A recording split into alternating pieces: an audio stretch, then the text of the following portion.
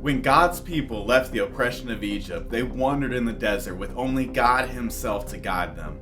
His presence appeared to them as a pillar of cloud during the day and as a pillar of fire by night. He led them to the base of a mountain where He delivered the law to Moses, the leader He had chosen for them.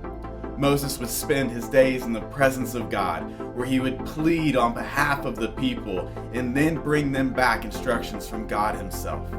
These instructions came to be known as the law. The law proved to humanity how far away they actually were from God, because it revealed their corrupt desires and unclean hearts. God still loved His people, but could not dwell in their hearts because of the sin the law revealed in them. So God had them make a tent where His presence would dwell in the middle of their camp, but would be separated from their sin. God gave them instructions on how to enter this tent so He could help them understand what His coming Savior would eventually do. They were to make offerings every day to atone for their sin and how it separated them from God.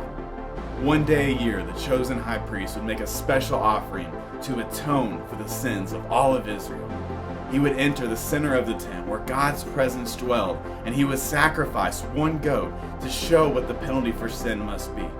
He would lay his hand on another goat and confess all the sins of God's people, and that goat would be sent out as bearing all the people's shame.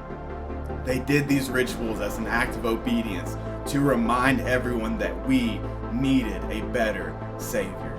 God's people no longer sacrifice goats because Jesus was our sacrifice.